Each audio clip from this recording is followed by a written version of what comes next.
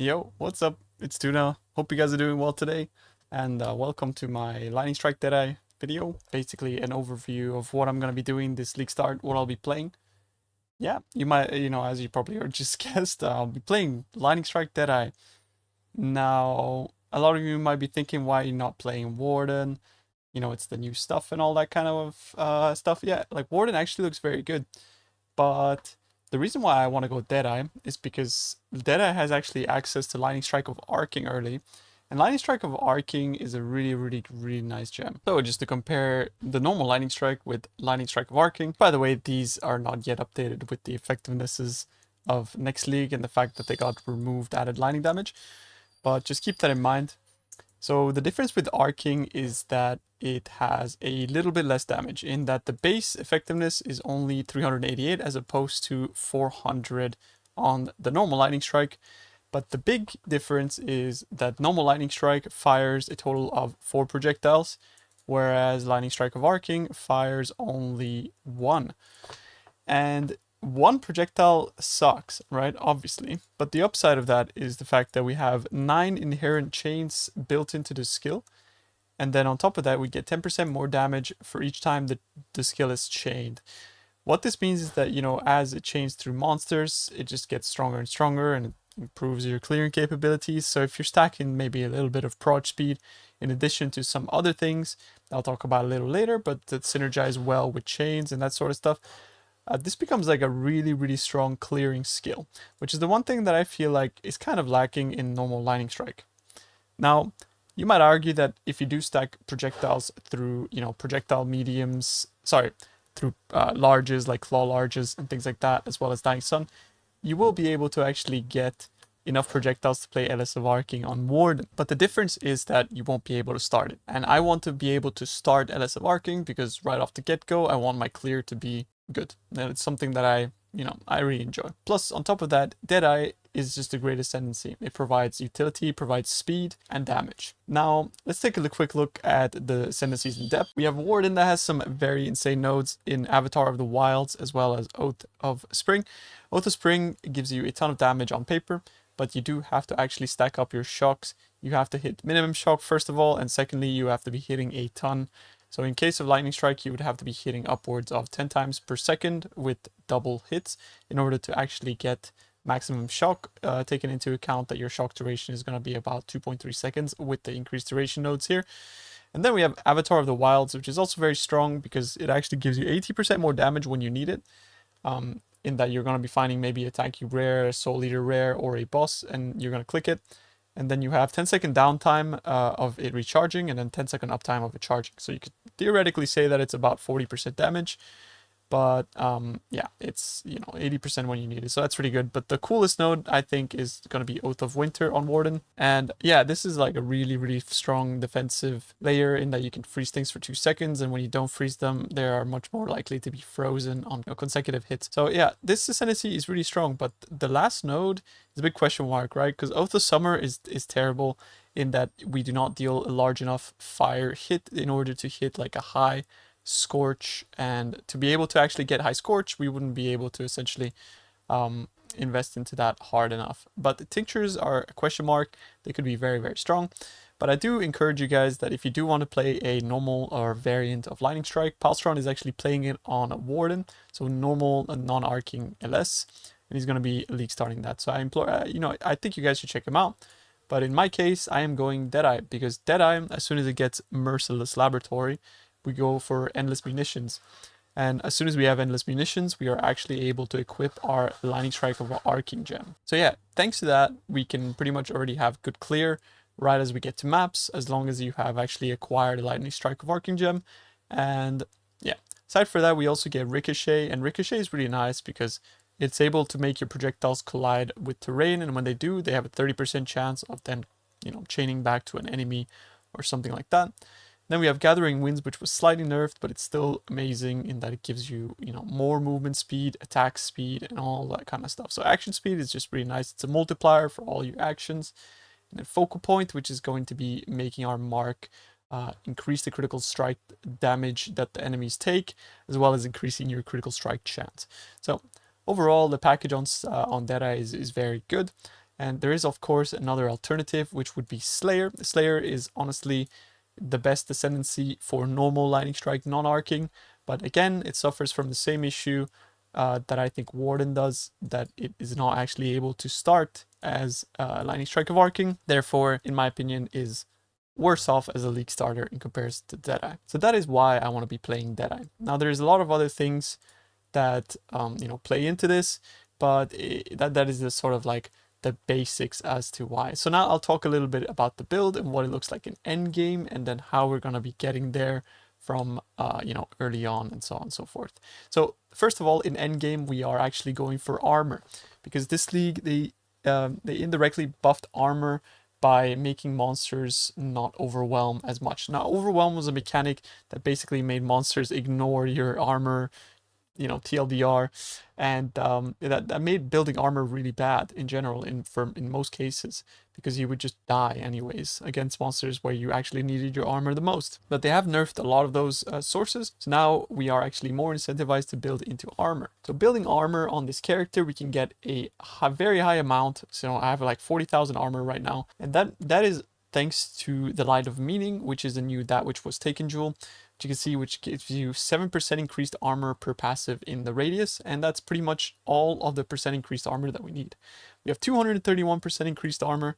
When I click this off, I go all the way down to not having any increased armor whatsoever. So we go from like 16,000 all the way to 231,000. That's 231% increased armor just from this.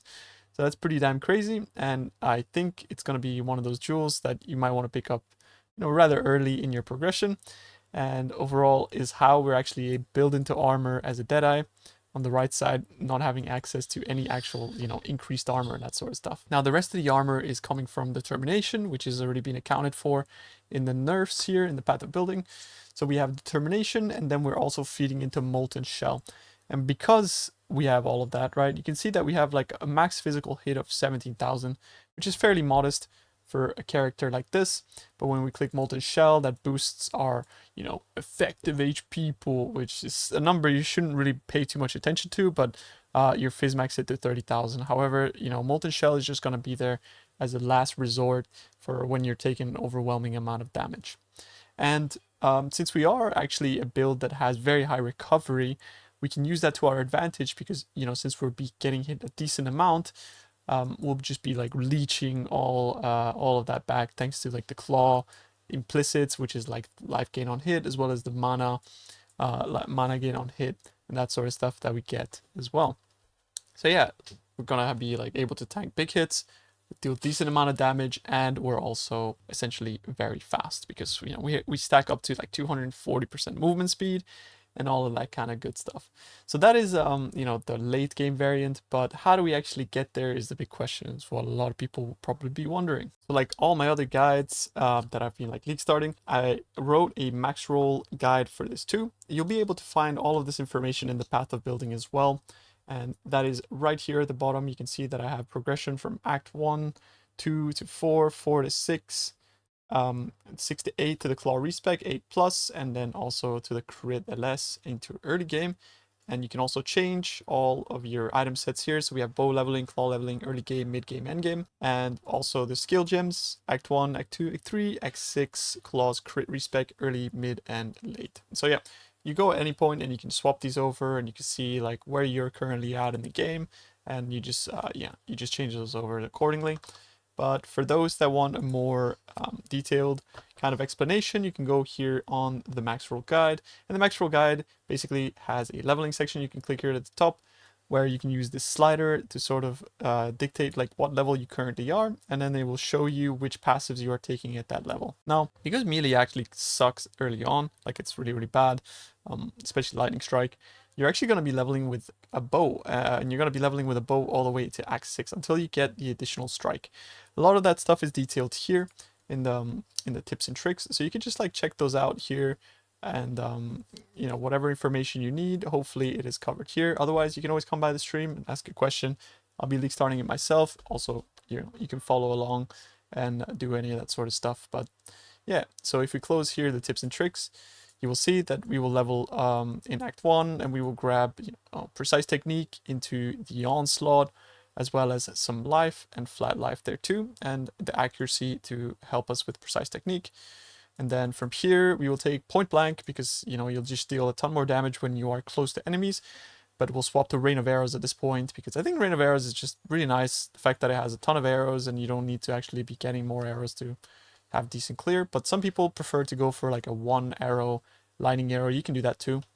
And then I'll be using Shrapnel Ballista as my sort of like supplementary single target, with a couple of other things like Blink Arrow Dash and that sort of stuff. You can see all the links though. I won't be going too far into detail. Then you go here and we want to grab the treat monster resistances as inverted. And really important, you want to go through the chance to ignite, shock, and chill. That means that, since we're not a crit build, we'll still be able to inflict those ailments. And that's good for us. So yeah, ailment's good. Then we go for the accuracy, again, to feed into our Precise Technique to make sure that we're getting the 40% more damage. Now, if you're ever wondering whether your Precise Technique is active, you can always open the character panel in your Path of Exile character. So if I was to like open it here, for example, you can see offenses, and you're, don't mind the fact that I'm not actually capped. You see 2,818, how it says main hand accuracy, 2,818.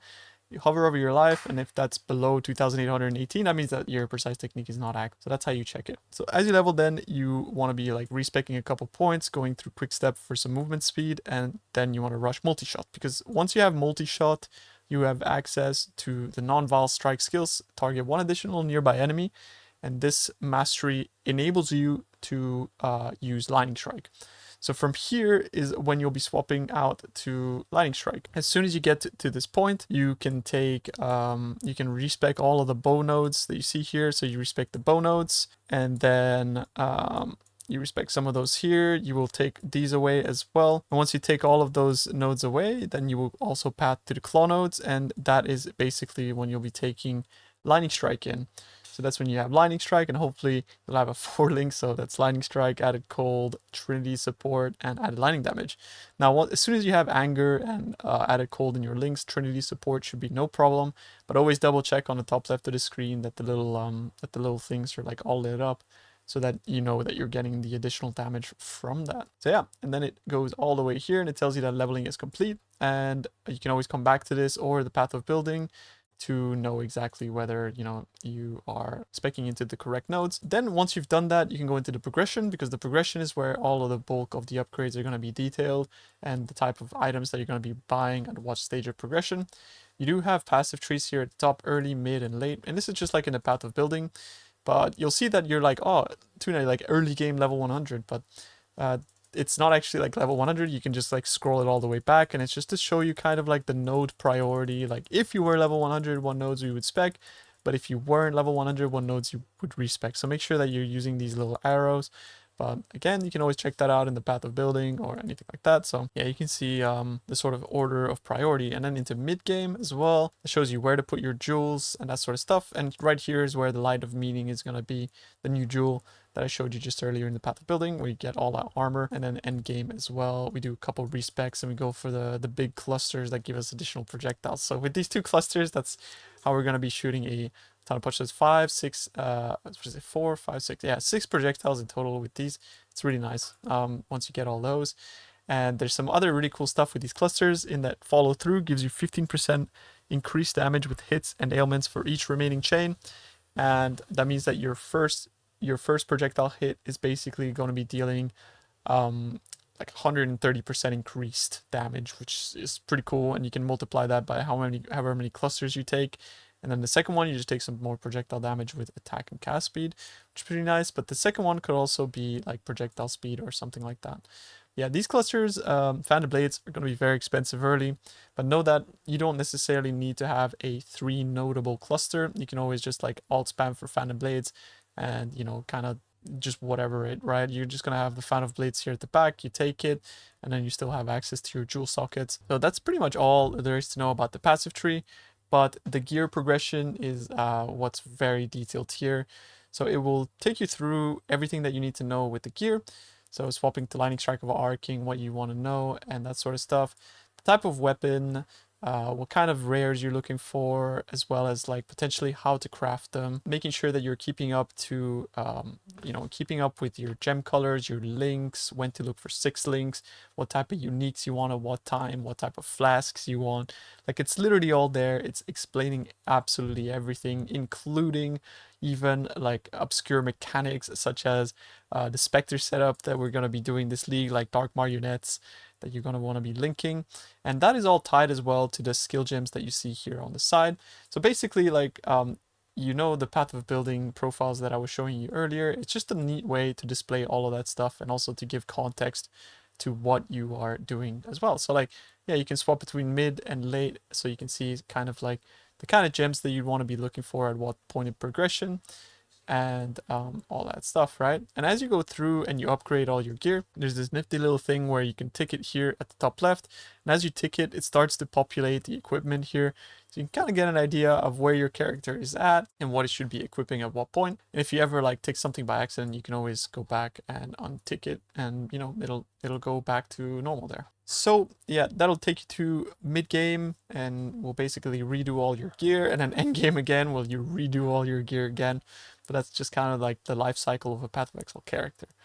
So yeah, this guide is sort of intended to give you guys a step-by-step, as well as a small explanation, as well as some crafting guides for the endgame items, to give more context and to make your guys' life easier to do well with this skill. Now, I have to say Lightning Strike is one of those skills that you really want to be investing into. It is pretty money hungry, like bow builds as well. If you guys have ever played those, it's much like a bow build in that it scales very generically, just with flat damage, as well as all of the other stuff like attack speed, increased elemental damage, and that sort of stuff. So it's fairly easy to gear as long as you are looking for the right things, but it's hard to min-max because trying to squeeze as much damage out of each item slot is gonna essentially be the trick here, right? And in endgame as well, we're using things like the Yoke of Suffering, which introduce a new scaling vectors that allow you to then inflict additional ailments, and each different ailment that you inflict is going to give you more damage. And we do that by getting, bleeds and poisons as well through tattoo, as well as clusters on the passive tree that allow us to do that. And so that we get like a ton more damage from the Yoke of Suffering. And yeah, in general as well, there's a cool item that I really, really enjoy.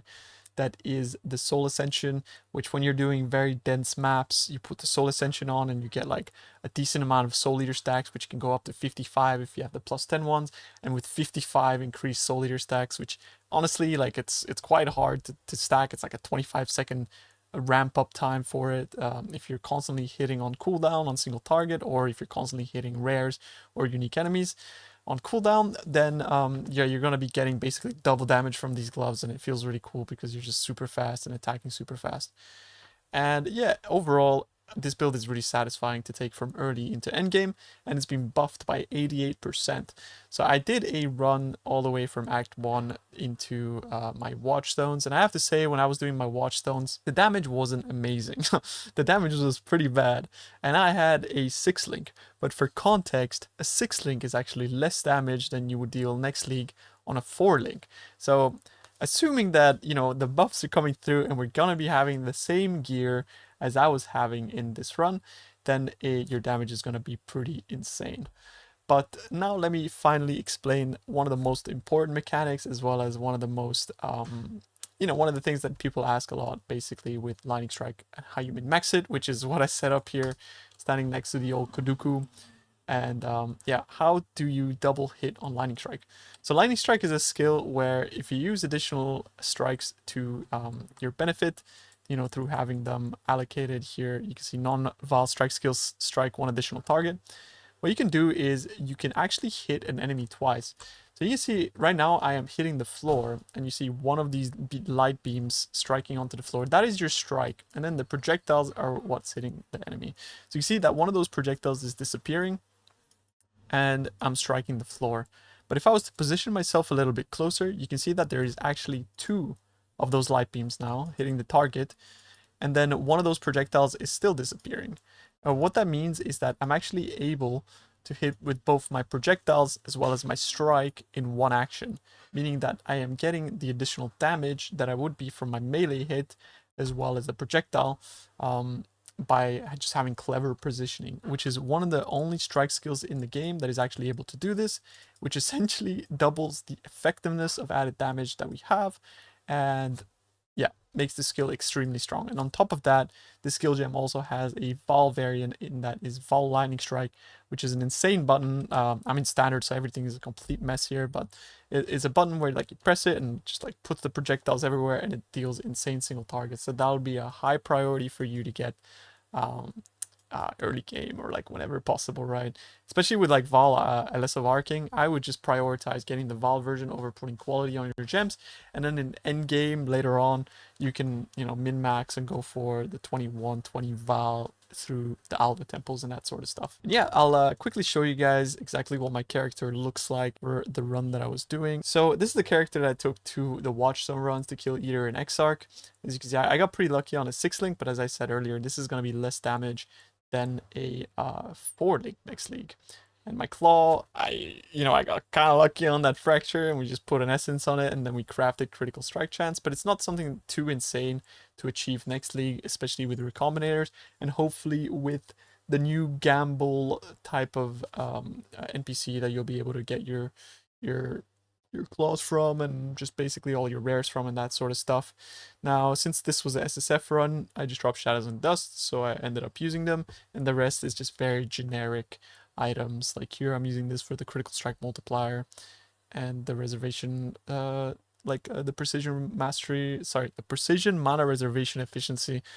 Then some just random boots, some belt, everything else is basically just resistances, and yeah. And this character did all right. You know, it wasn't amazing. I can kind of run a map to give you guys a little bit of an idea of what your character is going to be looking like in T15s on a 4-link. So if you were to actually get to the point where you're in T15s on a 4-link, this is what your character will look like.